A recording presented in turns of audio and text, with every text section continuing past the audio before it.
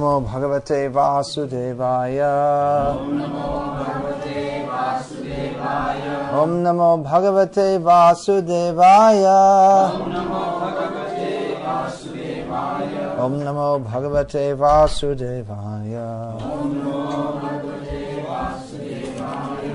I'm going to read a well-known verse from Srimad Bhagavad-gita as it is, with translation and commentary by His Divine Grace Srila A.C. Bhaktivedanta Swami Prabhupada, who has very kindly given us this knowledge by which we can come out of the darkness of ignorance to the glorious shining light of Krishna consciousness. This is Bhagavad-gita as it is,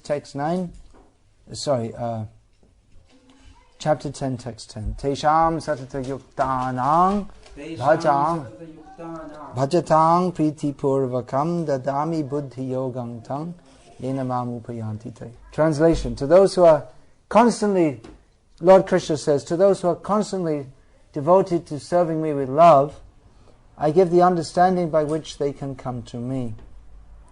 Srila Prabhupada's purport. In this verse, the word buddhi yogam is very significant. We may remember that in the second chapter, the Lord, instructing Arjuna, said that he had spoken to him of many things and that he would instruct him in the way of buddhi yoga.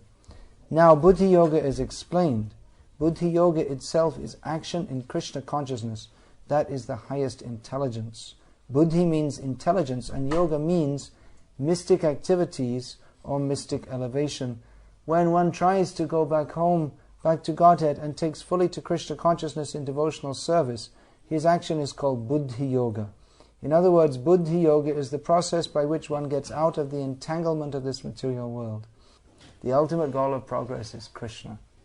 People do not know this, therefore the association of devotees and a bona fide spiritual master are important. One should know that the goal is Krishna. Krishna, Krishna, Krishna, Krishna. And when the goal is assigned, then the path is slowly but progressively traversed and the ultimate goal is achieved. When a person knows the goal of life but is addicted to the fruits of activities, he is acting in karma yoga. When he knows that the goal is Krishna, but he takes pleasure in mental speculations to understand Krishna, he is acting in jnana yoga. And when he knows the goal and seeks Krishna completely in Krishna consciousness and devotional service, he is acting in Bhakti yoga or Buddhi yoga, which is the complete yoga. This complete yoga is the highest perfectional stage of life. A person may have a bona fide spiritual master and may be attached to a spiritual organization, but still, if he is not intelligent enough to make progress, then Krishna from within gives him instructions so that he may ultimately come to him without difficulty. The qualification is that a person always engage himself in Krishna consciousness and with love and devotion render all kinds of services. He should perform some sort of work for Krishna, and that work should be with love. If a devotee is not intelligent enough to make progress on the path of self-realization, but is sincere and devoted to the activities of devotional service, the Lord gives him a chance to make progress and ultimately attain to Him. In other parts of the Gita, Lord Krishna speaks on many different topics about karma, jnana, yoga, the relative benefits of following these paths of worship of the demigods and the effects of the modes of material nature. But in these 4 verses, of which this particular one which I'm reading is the third, Lord Krishna is speaking very intimately to Arjuna. Krishna is no longer presenting some dialectic understanding of the various paths or the various things that can be done, but he's speaking to Arjuna, addressing Arjuna in Arjuna's own constitutional position, that actually Arjuna, although he appears to be a conditioned soul, he is being temporarily covered with Maya for the purpose of enacting the drama of Krishna speaking Bhagavad-gita. But here Krishna is speaking to Arjuna heart to heart. Krishna in his constitutional role is the Supreme Personality of Godhead. Supreme Personality of Godhead and the object of love for everyone. And he's addressing Arjuna, Bhaktosi me sakha cheti, you are my devotee and my very dear friend. So Krishna, the whole purpose of speaking this Bhagavad-gita, well, there could be said to be many purposes, but mainly it's spoken actually not so much for Arjuna, because Arjuna already knows what is the message of Bhagavad-gita. Temporarily he appears to be placed into some kind of maya, but inherently and intrinsically Krishna knows that we have to always think of Krishna. And even if he hadn't formulated such thoughts in his mind, if he hadn't thought about it very philosophically, he is always thinking about Krishna, because he's a pure devotee of Krishna. Just like we hear about the gopis who are Ramya Kached Upasana Vrajavadhu Vargena Ya Kalpita. This Chaitanya Mahaprabhu accepted the gopis' path of worship of Krishna as the best, but they were not Vedanta scholars. They simply loved Krishna, which is on a higher platform than being a Vedanta scholar. So Arjuna, he may not, previously to hearing Bhagavad-gita, he may not have formulated in his mind any philosophical basis for why one should be a devotee of Krishna. That Krishna is giving to him now. But automatically, because he's a pure devotee, he's always thinking of Krishna with love and serving him. So Krishna here is giving the formula how we, who are not fixed in our actual platform of love of Krishna, how we can come to Krishna. What should we do? So many processes are given. Rupa Goswami has given in his Bhakti Rasamrita Sindhu this so many different processes of devotional service, but they all rest on one point, which Prabhupada spoke about, and you gave me that quote today, that the basic principle is love. Prabhupada was describing Prabhupada was describing the relationship between himself, Prabhupada, and his disciples, that Prabhupada can chastise them and they'll accept it. It's because it's a relationship of love. Otherwise, what relationship does Prabhupada have with his disciples? He's an old man, and they're mutually foreigners. Prabhupada's American disciples and Prabhupada, from the external point of view, Prabhupada's a foreigner to the Americans, and Americans are foreigners to Indians. So how is it that they can accept Prabhupada chastisement? Because it's based on a relationship of love. And I looked that up, and he's saying that Prabhupada is giving the example that even the child is punished by the mother, still he'll call out, "Oh, mummy, mummy, mummy, mummy, mummy." Even please come, leave a path. Do you need a seat? Yeah, give a seat. That's better.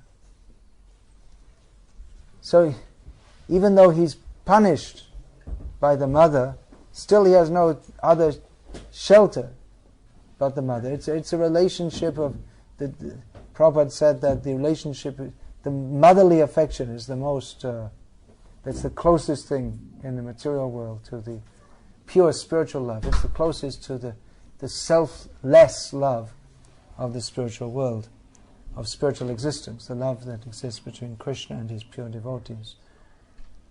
So, love is the basic principle, and we preach Krishna consciousness, trying to demonstrate to others the philosophical superiority, which clearly, if anyone is interested in philosophical understanding, which unfortunately not many people are nowadays, because who's interested in philosophy? People who are brought up on Tom and Jerry and soccer matches, you can't expect them to be very philosophical. What is it? Tom and Jerry soccer matches and Kentucky Fried Chicken. You can't expect people to be very philosophically inclined in such a society. But we try anyway. It's appealing to human intelligence. People do have intelligence, no doubt. Otherwise, how do so many big buildings are being built and computer softwares are being written? Undoubtedly, people have intelligence. So, appealing to the human intelligence, we are preaching philosophy as given by Lord Krishna, as given in Shastra, as given by all the acharyas. Nevertheless, we find that even many intelligent people, even if we intelligently present to them the philosophy of Krishna consciousness, they're not inclined towards that, and or many people, they're not, from the beginning, even when we start to speak, they're not interested to hear, because their inclination is already set elsewhere. Prabhupada writes here, the ultimate goal of progress is Krishna. People do not know this. Nati vidu swartakating hi Vishnum. People do not know that the ultimate goal of life is to attain Krishna or Vishnu. Durasha ye bahirata maninas. Therefore they're stuck on the external platform of desiring things which are of no actual value to them whatsoever. And there are unlimited examples of this. We just see that.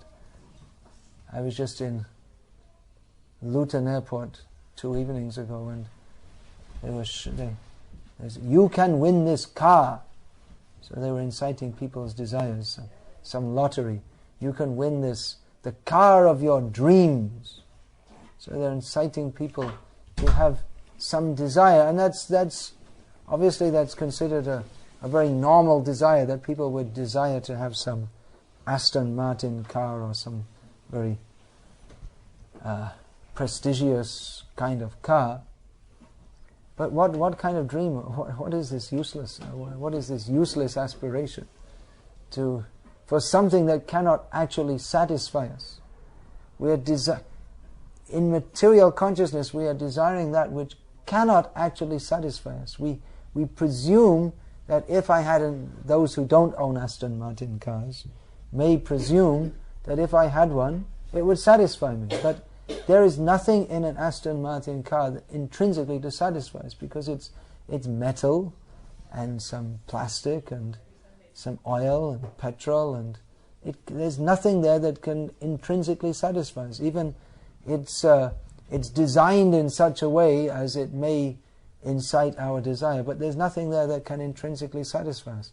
There is one line from this book that Hayagriva Prabhu wrote, the Hare Krishna Explosion, in which he was explaining, or he was reminiscing about the spread of the Krishna conscious movement in San Francisco in the late 1960s. And there are so many things in that book, but one thing stuck in my mind, that the new devotees, it means they're trying to be devotees, they're coming from hippie background, in which the motto was make love not war, because the Vietnam War was going on. And make love means, that what they call love means sex life, actually.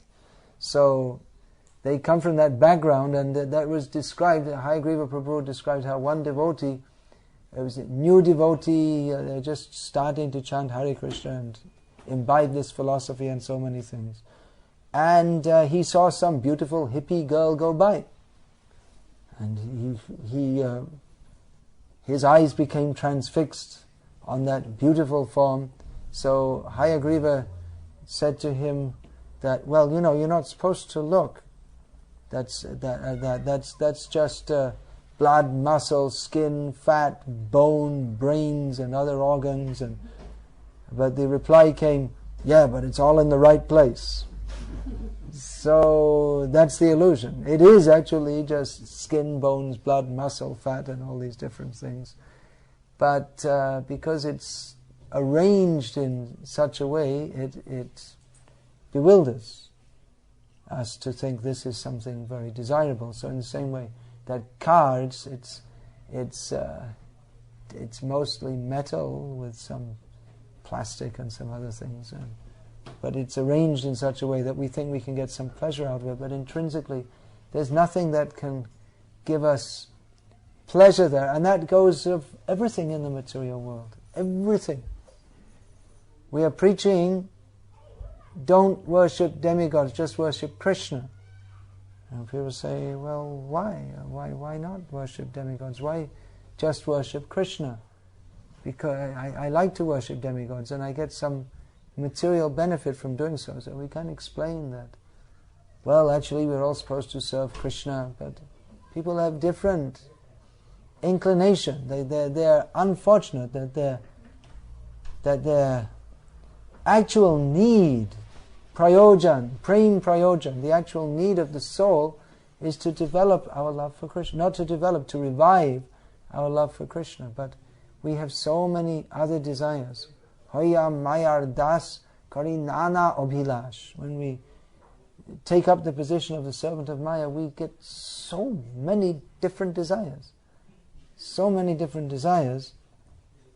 But this is the power of Maya. So we have so many desires and we're attempting to fulfill them, but we can never, never, never be satisfied, even if all our desires could be fulfilled. The example is there of Hiranyakashipu.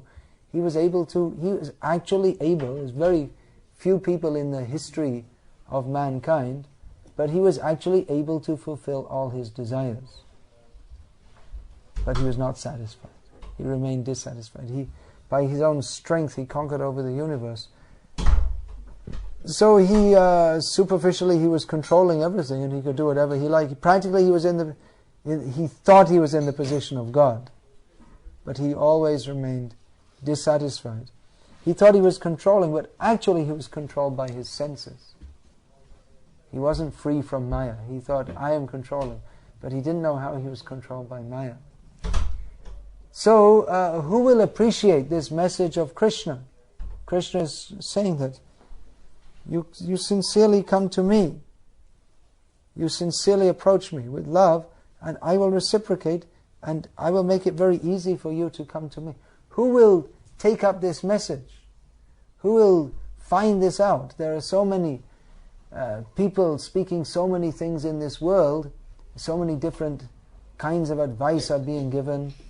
And when our devotees speak to people that, yes, you surrender to Krishna, it just seems like people, how can they relate to this? What is this? And they just think it's just someone else's opinion, and so many people are saying so many things, and they don't take it very seriously at all. So persons are fortunate who have this urge to find out what do I really need? What is the real hankering of my soul? Mostly we are following the hankering of the mind and the senses. We don't go deeper than that. My desire, I want to enjoy this touching, tasting, feeling, smelling here. These are my desires. That just in Oxford Street, you were showing that HMV, his master's voice, of course. The CD store, I guess it is now. It used to be a record store, presumably. It used to be Virgin Records or something. That's another one. Okay. So the young people are coming and spending their money there because they feel that this is somewhere where I can fill my desire. You go in a big store and you have all different kinds of music, and the desire to hear music. This is something wonderful. We'll be satisfied. But no one is satisfied. No one is satisfied. And whatever. The whole of Oxford Street, and there are other streets in America, what's that, Fifth Avenue or something like that. That's the famous shopping streets where people come from all over the world to buy so many things. Of course, they can't buy everything because they have limited amount of money. So their desires are greater than their ability to buy. But even if you can buy so many things, but it doesn't satisfy. So persons who are intelligent, they're not distracted simply by the mind's desires. Persons who are intelligent, persons who are very sincere, they're thinking, what is the actual need? What is my heart's deepest desire? Because we listen to some music and that's nice, but it doesn't fully satisfy. But for some time, because we're on the mental platform which covers the spiritual intelligence, so because for a little time that feels a little bit satisfied and we're not in contact with the real need of our soul, then we feel, oh, yes, that's nice, I feel satisfied. But it's not the true satisfaction of the soul. So Krishna is calling us to come very deeply, to find to find out, to dare to go deeper than what is allowed by, or what is prescribed by normal human society. That you just, normal human society says, yes, you just go this far. You do this much. But what is the real need of our soul? That's not taught in normal human society. 4 universities in Leicester. Is it 4 universities? 2 at least. 2. Oh, all right. And it must be so many other colleges and this and that, and so many educational institutions. But what are they teaching? No one is teaching what is our real need. What do we really want? What is our actual heart's desire? What is that which can truly satisfy us to the fullest extent? No one is even thinking there can be such a thing. But Krishna gives us this information in Bhagavad-gita, that our real need is to go deeper than the superficial, to find out Krishna. Even in the school they may teach on a superficial level something about Hinduism. They probably do nowadays, don't they? Or about Bhagavad-gita, some little something is there. But mostly who is reading Bhagavad-gita, they're not in contact with Krishna. Then we talk about self-realization. That famous book of Prabhupada's is the science of self-realization. So self-realization means to know Krishna. Not that we are Krishna. But self-realization means to understand that our self, our very self, is inseparable from Krishna. That we have no existence separate from Krishna. We can never be satisfied separate from Krishna. We'll always be a misfit. We talk about, what is that? We talk about dysfunctional persons, or we talk about well-adjusted persons. But what is a well-adjusted to live in this material world means that we are dysfunctional to the need of our soul. The actual need of the soul is Krishna. So Krishna is calling us to the platform of love of Krishna, which is actually a very revolutionary platform, because if we love Krishna, then we can never love anyone else in the material world in the way that they expect us to, which isn't love at all actually. But that superficial kind of exchange that we call love in this material world, when one develops love for Krishna, then that kind of superficial love which people expect of us in this material world is supplanted by a kind of love which persons in mature consciousness can't relate to, and therefore they think, well, my son, wife, friend, whatever, father, wife, they became Krishna conscious and they don't love me anymore. But actually they love more in a manner, but it's such a different concept of love that materialistic people can't relate to it at all, because in this material world people think that love means mutual satisfaction of sense gratification. But actual love means how we help each other to come to Krishna. There is no actual love or good feeling or any such thing without love of Krishna. So Krishna is calling us to go beyond the superficial. And we have to be very careful in our Krishna consciousness movement also that we don't come down to the superficial platform. It's easy to be superficial. It's relatively easy to have temples, Hare Krishna. It's relatively easy to build temples and to make collections, but to keep ourselves always inspired in Krishna consciousness, to always frantically search after Krishna, that strong urge to find out Krishna. There's no formula for doing that. We can study various management formulas, how we can make our movement better managed, so that's all right. But management in and of itself doesn't produce Krishna consciousness. that Prabhupada suggests here in the purport. Again, I'm reading, the ultimate goal of progress is Krishna. People do not know this, therefore the association of devotees and a bona fide spiritual master are important. So this is beyond all formulas. Even we find that Rupa Goswami has given so many rules and regulations for advancement in Krishna consciousness, and these are essential for advancement. If we don't follow them, then we can't make advancement. Once Prabhupada was asked that, Prabhupada, how can we make advancement quickly in Krishna consciousness? So there could be various answers to this, but Prabhupada on this particular occasion said, follow the rules and regulations very strictly. So these rules and regulations are essential because they're centered around hearing and chanting about Krishna. And by hearing and chanting about Krishna, that helps, or that is the formula to revive our Krishna consciousness. But all this has to be, sometimes we hear devotees say about, well, mechanically performing devotional service. There's no mechanical thing, because devotional service works on the platform of devotion, and devotion means love. But we may feel like that. If we don't, we may feel it's becoming mechanical, or I can't chant 16 rounds, I'm not getting any taste for it like that.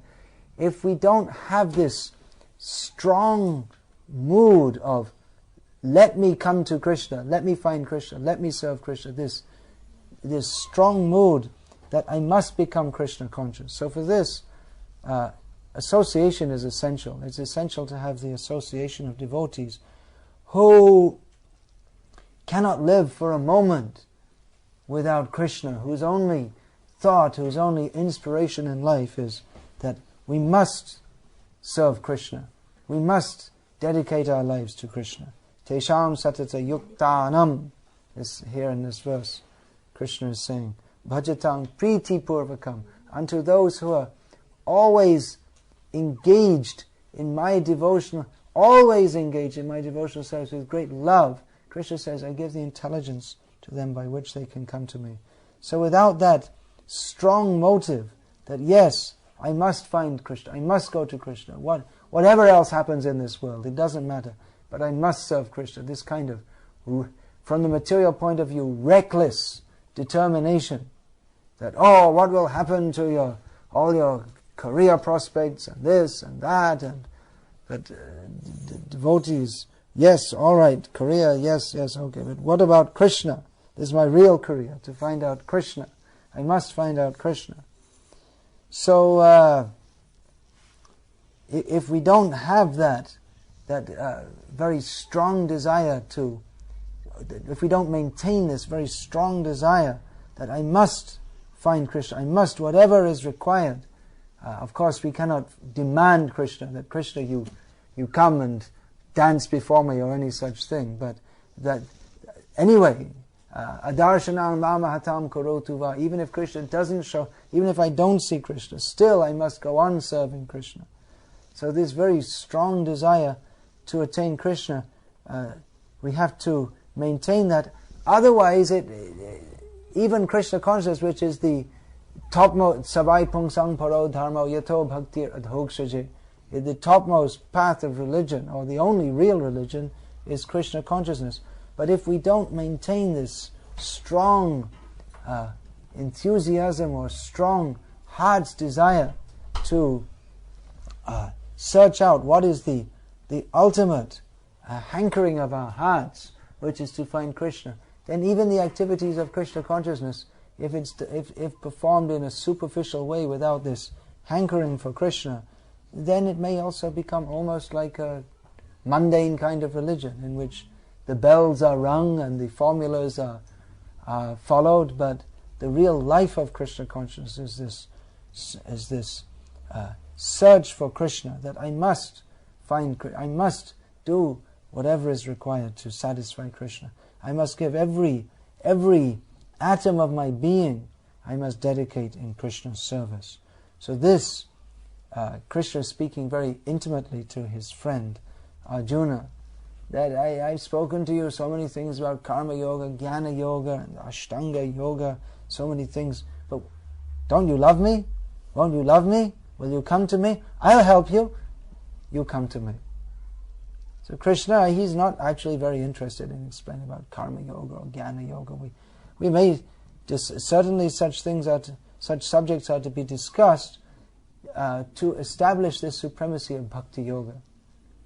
But really, this karma yoga, jnana yoga, so many demigods, all these discussions are extrinsic to the real need of the soul, which is simply to love Krishna, that pact of love. So this Krishna is calling us to, and it's natural to love Krishna. But unfortunately we have fallen into this material quagmire. Quagmire means that it's thick mud and we're struggling in it, and the more we struggle, the more we sink and get stuck in. So the only way to, it's very difficult to, we can't extricate ourselves from this. The only way that we can be extracted is if we accept help from those above us or standing on solid ground. If they throw the rope, mercifully throw us the rope, and we have to take hold of that and come out. Tamasima jyotirgamaya, come out of the darkness of ignorance to the light of Krishna consciousness. So if we actually practice Krishna consciousness very seriously, with this strong desire to attain Krishna, we can advance towards Krishna. We can advance on the path of loving Krishna. This is what this movement is meant for. Sometimes it's thought that this movement is meant for building big temples, and that's true, but what is the purpose? What is the ultimate purpose? So many big buildings have been built, but the ultimate purpose is not to become famous as architects or building contractors or any such thing, but to satisfy Krishna. If Krishna, build a temple, yes, to satisfy Krishna. That should be clearly understood. Otherwise, there are so many big buildings, but if Krishna is not satisfied, then aradito yadi haris tapasatatakim, naradito yadi haris tapasatatakim. The example is given of tapasya, austerity, but it can be applied to any endeavor. That if we perform austerities but we don't satisfy Krishna, then what is the use of these austerities? And if we do satisfy Krishna, there's no need to perform austerities. So we should find out what is required to satisfy Krishna. Of course, that often may include building temples, because by building temples, people, they become attracted, and then they can also start to advance on the path of loving Krishna. If the devotees living in the temples communicate that to them. So the temples are meant for preaching Krishna consciousness and giving people a chance to come to Krishna. So everything should be very clearly kept in focus. Everything that we do should be for the satisfaction of Krishna. Of course, there may be many people coming at different levels, and it may be that we don't force them that now you have to immediately become fully Krishna conscious. That may not be a very practical method of preaching, but so we may encourage people, you gradually take up Krishna consciousness. But what is the goal? That should be kept very clearly in the forefront. Sometimes we talk about this bridge preaching. We kind of talk indirectly about something not very related with Krishna consciousness, such as astrology or UFOs or such thing, and then gradually try to catch people's attention and then bring them to Krishna consciousness. So if we actually bring people to the other side of the bridge by such methods, that's very good. The other side of the bridge means that if people, if they understand that astrology, UFOs, and so many different things are not in and of themselves of any importance whatsoever, but the actual subject of importance is Krishna, that means we bring them to the other side of the bridge. But if in the name of preaching we just go onto the bridge and don't cross it, or worse still, we go onto the bridge and we go onto the other side ourselves, back onto the materialist side, then that's all useless.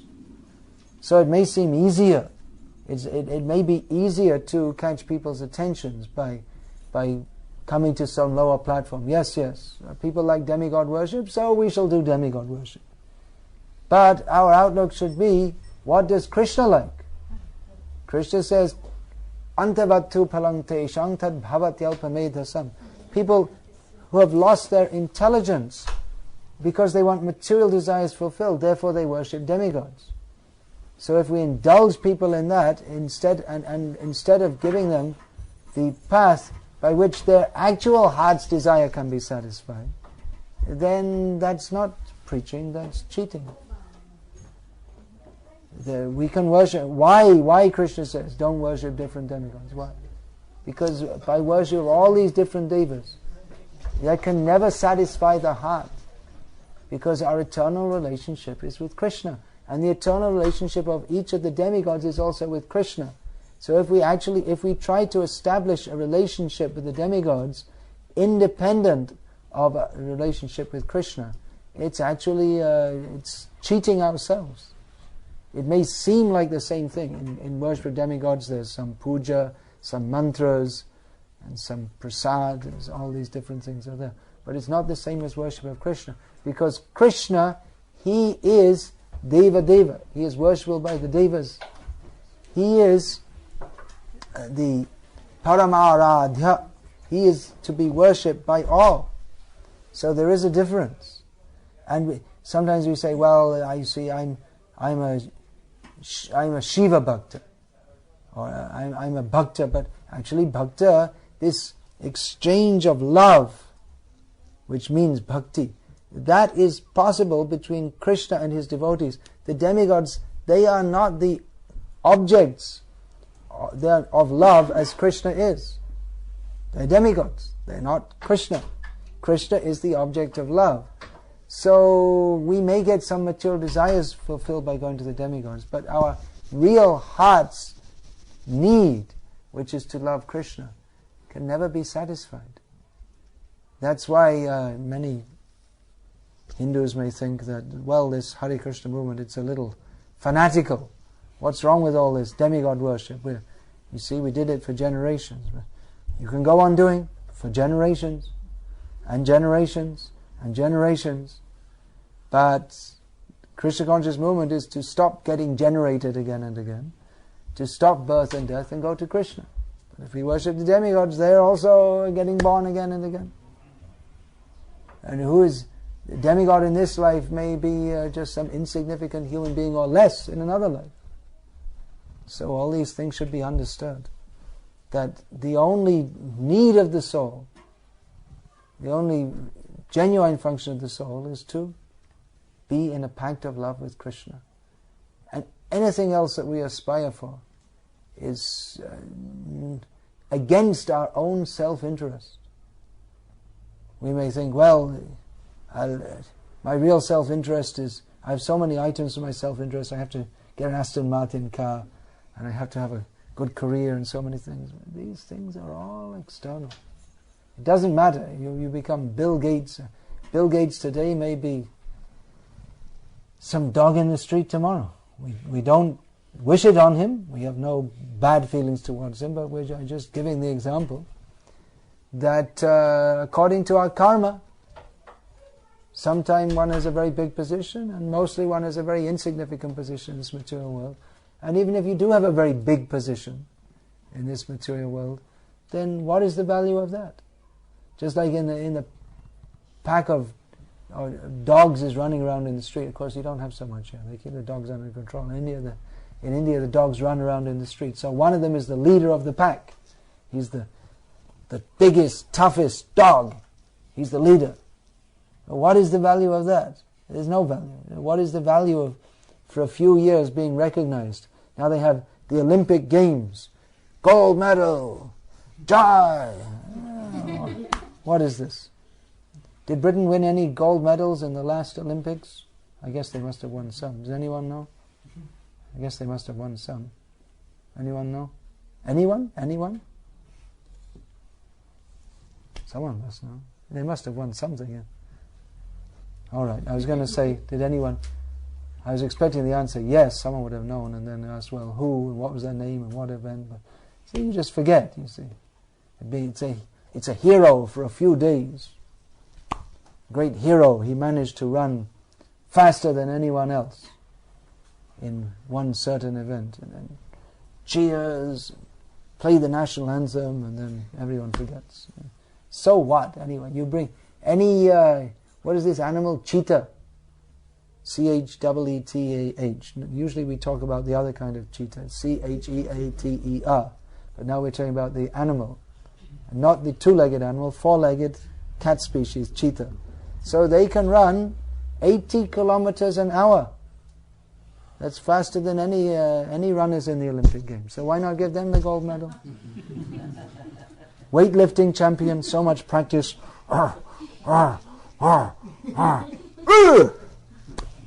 You bring any little baby elephant, and without any practice they'll lift up twice the weight. Give them the gold medal.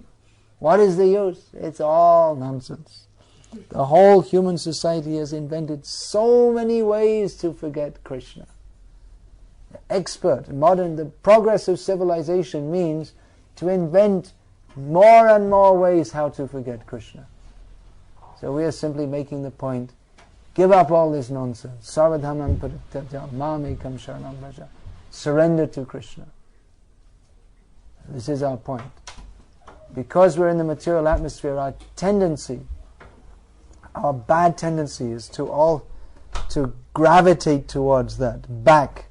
Because we're thinking that, well, it's okay, Maya is not so bad. We tend to forget that the real need, our only need, is to surrender to Krishna, to love Krishna. So this, Krishna is recommending here, for our own benefit, that what we really need to do is simply to love Krishna. And that we can do by associating with, following the processes of Krishna consciousness given by Rupa Goswami, in the association of devotees who are very much desirous of attaining Krishna. We should keep this desire strongly in our minds all the time, just like these Olympic sports persons, men and women. How do they get in the national team? Very strong desire, focused desire, working hard for money. They don't have any other. They have no other desire but to win the Olympic gold medal. And they go through so many austerities. They're not allowed to come late. They're under the strict control of their guru, the coach. Their diet, their times of waking up and going to sleep, everything's strictly controlled. Just for the sake of some useless objective which only one of them can get, and then all the rest of them are failures. Only one gets the gold medal, and all the rest silver medal is not such a bad failure, and bronze medal is number 2 failure, and then all the rest are just complete failures. So everyone's disappointed, and the gold medal winner feels, yeah, I'm so great, and this and that. I'm the greatest, Cassius Clay, Tokyo 1964. But it's all fool's paradise, foolishness. So much endeavor they're giving to become a champion. Why not endeavor to become Krishna conscious? Same determination. We should have so much determination. Now we have the chance to be Krishna conscious. Prabhupada is given. Krishna is giving. We should take that, be very serious, and do whatever is required to revive our dormant love for Krishna. So do whatever is required means to follow this process, hearing regularly from devotees, chanting the holy names, taking only Krishna prasadam, associating with devotees. All these processes, these are the life of the devotees. So this should be the basis, the center of our lives. Our whole life should be fully centered on how we can more and more and more and more advance in the path of love of Krishna. Hare Krishna. I won't say more about this now because I have to leave soon, unfortunately. So, does anyone have any question about this?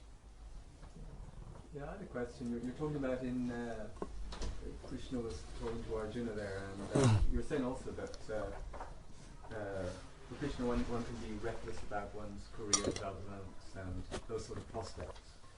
I didn't exactly say that. Not should be, but it's... No, exactly. The attitude should be that one should be so strongly focused on Krishna, it may appear reckless to the materialistic people. Yeah. When Krishna says to Arjuna says that, I think I'll throw back out of this fight, and Krishna actually says to him more or less sort of, well, don't be so reckless with your material prospects, because you wouldn't stick to it if you backed out of being a Kshatriya, and you're not able to stick to it, and for various other reasons he gave Arjuna why he should stick to his fighting thing at a certain level of argument. I think that's chapter 2. Chapter 2. He's given us a certain sort of material reason for doing it. And then he goes on in chapter, right at the end, he says, so he's telling him in chapter 2 for various reasons to stick to the fighting. And then at the end, obviously there's been a huge development throughout the whole Bhagavad-gita. And at the end, he says to Arjuna, abandon all varieties of religion and surrender to me, and continue fighting. So from one point of view, nothing much has happened from chapter 2 to chapter 18, because Krishna is telling him to fight in chapter 2, and he's telling him to fight in chapter 18. So what's the actual difference between those two different instructions, which tell him to do the same thing for different reasons? Well, you gave the difference yourself. Cheers. The difference in motivation, different reasons. Maybe sum them up. Well, you want me to speak the whole Bhagavad-gita? Please, just those two different instructions to fight, there must have been a sum. Yeah, well, Krishna says that if you win in the battle, you will enjoy the earth. Jitva va bhoksha se mahim. That if you lose, hitva va prapshasi swagam, jitva va bhoksha se mahim. If you lose in the battle, if you're killed, then you'll go to the heavenly planets. And if you win in the battle, then you'll enjoy the earth. So Arjuna had given some materialistic kinds of arguments, and to satisfy or to defeat even those, Krishna said this. But he ultimately brought it to a much deeper level, because Arjuna himself, having given his own reasons for not fighting, he expressed his confusion. In other words, simply the superficial reasons for fighting or not fighting, that in itself was not satisfying to Arjuna. Therefore he says, Shishyaste hang shadimang twang prapannam. I'm surrendered to you as disciple to Guru. So he was actually calling for Krishna to bring him to a deeper level of understanding. Although Arjuna gave apparently very good reasons from the material point of view, which Krishna also defeated. But Arjuna wanted to go deeper. So even from the material point of view, Krishna was explaining that you should fight. But then if we want to know what our ultimate need, what is the ultimate purpose of life, what is our ultimate necessity, why should we do anything, and what should be our motive for doing anything, then Krishna explained that in full detail in Bhagavad-gita. Everything should be done for the satisfaction of Krishna. So that is the recklessness, if you like, that everything should be done for the satisfaction of Krishna.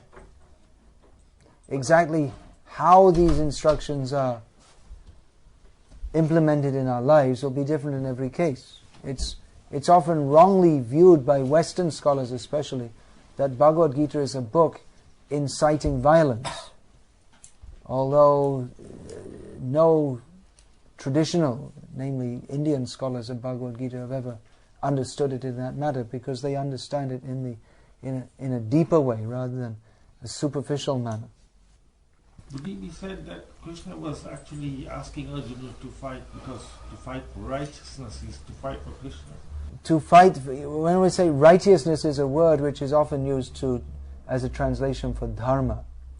Of course, dharma is a much it's sometimes translated as righteousness, but there's no one word in English which fully represents the term dharma. Yes, Arjuna's whole point was that he wanted to follow dharma, and he thought that adharma bhavavat Krishna, it would be adharma to fight in this circumstance. He wasn't afraid of fighting, or he wasn't against the principle of fighting per se, because he'd been fighting throughout his life as a kshatriya. But he thought that in this particular circumstance, he'd always been fighting throughout his life, but only on the principles of dharma. But he thought in this circumstance, it would be adharma to fight. Adharma bhavavat Krishna pradushyante kula striha. That because if we fight, then the women of respectable families, they will become polluted. And that will lead to so many social ills. If they're not protected, they'll become polluted. So he thought in this particular circumstance, it's adharma. But Krishna went on to show Arjuna that indeed, as you have said, the highest dharma is to satisfy Krishna. So even though what Arjuna said may have been correct from the point of view of sadharan dharma, from the point of view of param dharma or atma dharma, then he should do what Krishna requires of him, which in this circumstance meant that he should fight. That is the point of Bhagavad-gita. The point is that we should do everything for the satisfaction of Krishna. What Krishna wants us to do. Someone may argue and may say, why is Krishna inciting adharma? They may cite, why is Krishna inciting adharma? That's what I'm saying, that Krishna is bringing Arjuna to a much deeper understanding of what dharma is. It may appear from the point of view of sadharan dharma or ordinary dharma that Krishna is recommending something adharmic. But Krishna brought Arjuna to a deeper level of understanding, because dharma is very subtle. Exactly to understand what to do in any given circumstance, there are many rules given in Shastra. This should be done in this circumstance, that should be done in another circumstance, but the complexities of human interaction are such that it may be very difficult to understand. Even pundits who are learned in Shastra, they may have different opinions in certain instances what one should do, what is dharma.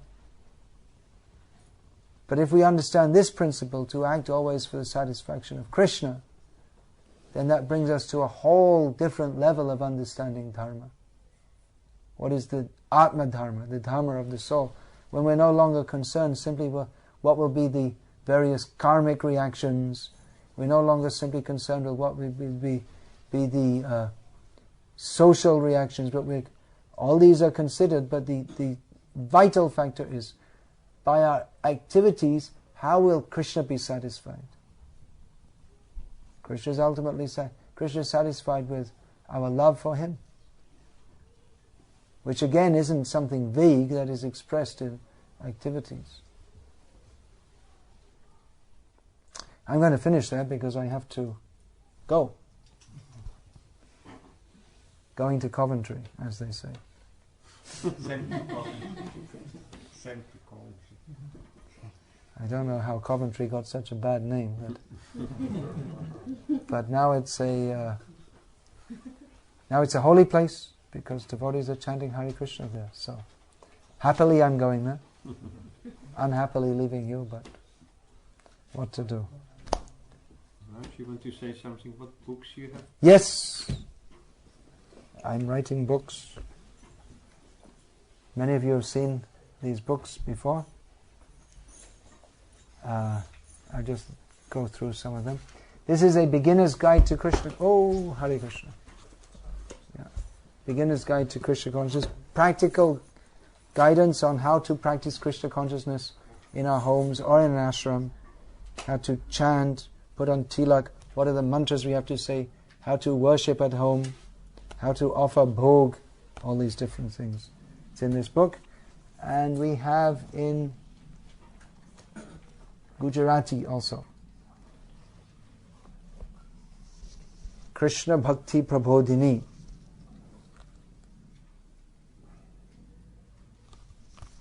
So that's there. I can put Yeah, okay.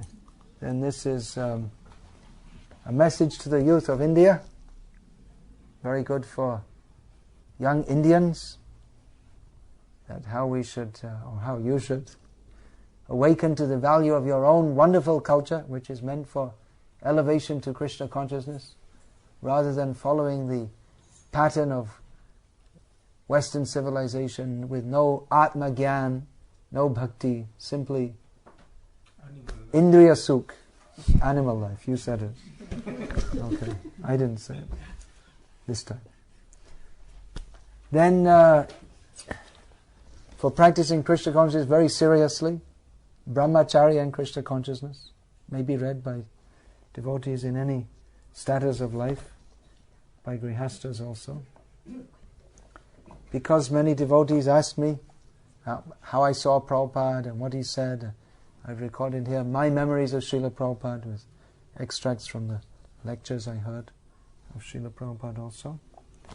This is glorification of wonderful Srila Prabhupada. Jai Srila Prabhupada. So this is for increasing appreciation of Prabhupada. This is a summary of the biography of an amazing preacher of Krishna consciousness, Rasikananda. So all of you who want inspiration in preaching Krishna consciousness, you can read this book. Vangshidas Babaji, is that? We don't. It's not here on the table right now. So that could be got. There's another book which is just being brought. Vangshidas Babaji. It's also a biographical account of a great Vaishnav saint. Here is Ramayana. Everyone should know the story of Lord Ram. And this is also we have in Gujarati, Ramayana. This is here. And new book that I brought out is Sri Chaitanya Mahaprabhu. It's an overview of Chaitanya Mahaprabhu's Leelas and his teachings. I brought this out specifically because many people in India have heard of Chaitanya Mahaprabhu, but they don't really know much about him. So I want to distribute this widely in India in all different languages. And even our own devotees often they don't really know much, because we have Chaitanya Charitamrita. It was a very big book and not so many devotees read it. So this is quite a few devotees have told me that after reading this, now I'm definitely going to read Chaitanya Charitamrita. So order a few sets for distribution. So these are the books here. There's also a few CDs of some of the lectures I've given. Oh, I think this is a VCD. This one, yeah. These are you were asking about VCDs. These are VCDs. These are in Hindi, though. So there's in English and Hindi. There's a few lecture CDs. So if anyone likes them, please take them. Help me in my service to Prabhupada. Is my main service in Prabhupada's service, writing these books. And actually, many devotees have told me that